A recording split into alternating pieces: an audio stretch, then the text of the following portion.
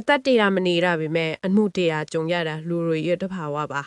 မြို့နယ်အစိုးကျော်မနှင်းစီနဲ့ကီးပုတ်စီယာလို့ဟာအလွန်လိုက်ဖက်တဲ့အိမ်တော်ကြီးအထိတီးလိုက်စိုးလိုက်အတူတူ10နှစ်ကျော်အိမ်တော်ကြီးဟိုပိုင်ဆိုင်ထားသူပါ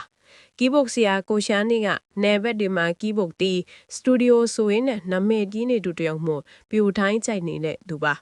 မနှင်းစီတယောက်အနေနဲ့တချင်းဆိုနေပေသားသမီးရှိလို့အမျိုးသားကိုအခြေမပေးနိုင်ပုံပါပဲတချင်းဆိုသူဇမင်သမီးတယောက်မယားငယ်အဖေဝင်းလန့်ချိန်မှာအကုန်ပြောင်းပြန်ဖြစ်ကုန်ပါတယ်ကီးဘုတ်ကိုရှန်လေးနေနဲ့ကီးဘုတ်ပဲတီးတက်လို့မယားငယ်မတီးတက်တဲ့အခါမယားကြီးမနှင်းစီရဲ့ဖန်စီခြင်းကိုခံရပါတယ်မယားကြီးနေနဲ့စိတ်တို့နေတဲ့ချိန်လက်တန်းဖြောင်းပုံကကီးဘုတ်ကိုရှန်လေးဆွေမျိုးမေသွားပုံပါတယ်မယားကြီးမနှင်းစီဘက်ကအားပေးနေကြသူများသာရှိရအိမ်တော်ရေးကိုအသက်ကြီးမှဖြက်စီးပြတဲ့ကိုရှန်လေးဘဝတော့ကီးဘုတ်လည်းမတီးရမယားငယ်လည်းမတီးရတဲ့ဘဝကိုရောက်သွားခဲ့ပါပြီ။